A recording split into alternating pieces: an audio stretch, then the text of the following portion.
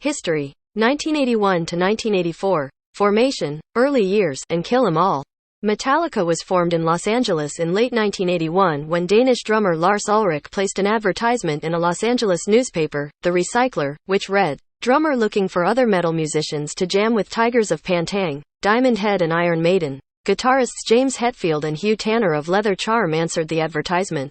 Although he had not formed a band, Ulrich asked Metal Blade Records founder Brian Slagel if he could record a song for the label's upcoming compilation album, Metal Massacre. Slagel accepted, and Ulrich recruited Hetfield to sing and play rhythm guitar. The band was officially formed on October 28, 1981, 5 months after Ulrich and Hetfield first met. The band name came from Ulrich's friend Ron Quintana, who was brainstorming names for a fanzine and was considering Metal Mania or Metallica.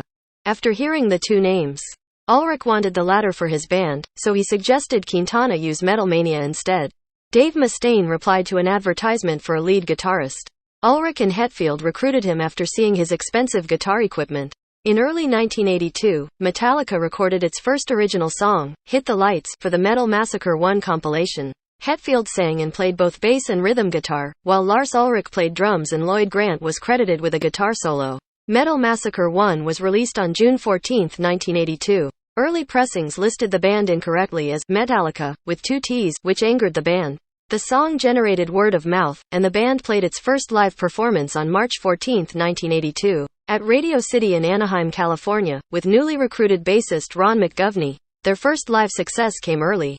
They were chosen to open for British heavy metal band Saxon at one gig of their 1982 US tour. This was Metallica's second gig. Metallica recorded its first demo, Power Metal, whose name was inspired by Quintana's early business cards, in early 1982. The term thrash metal was coined in February 1984 by Kerrang! Journalist Malcolm Dome in reference to Anthrax's song, Metal Thrashing Mad.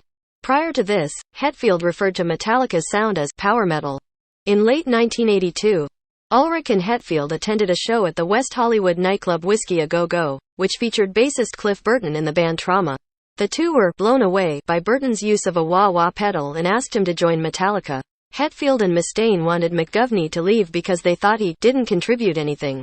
He just followed. Although Burton initially declined the offer, by the end of the year, he had accepted on the condition that the band moved to El Cerrito in the San Francisco Bay Area. Metallica's first live performance with Burton was at the nightclub The Stone in March 1983, and the first recording to feature Burton was the Megaforce demo, 1983. Metallica was ready to record their debut album, but when Metal Blade was unable to cover the cost, they began looking for other options.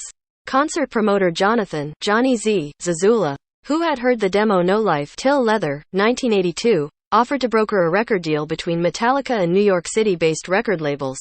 After those record labels showed no interest, Zazula borrowed enough money to cover the recording budget and signed Metallica to his own label, Megaforce Records.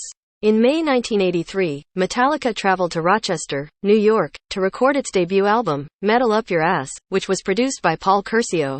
The other members decided to eject Mustaine from the band because of his drug and alcohol abuse and violent behavior just before the recording sessions on April 11, 1983.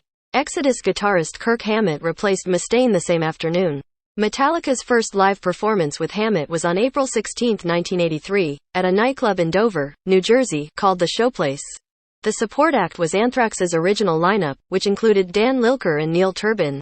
This was the first time the two bands performed live together.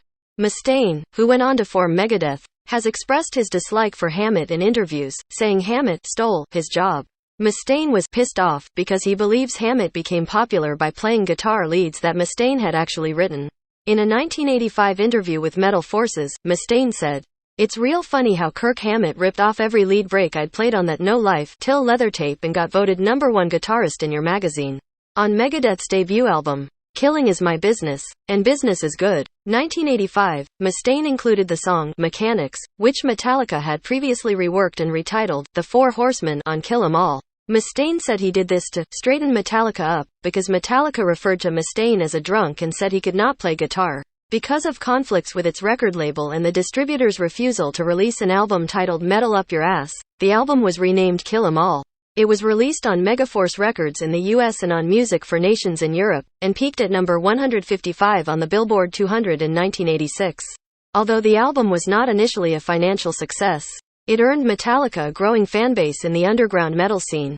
To support the release, Metallica embarked on the Kill 'Em All for One tour with Raven. In February 1984, Metallica supported Venom on the 7 Dates of Hell tour, during which the bands performed in front of 7,000 people at the Aardschok Festival in Zwolle, Netherlands.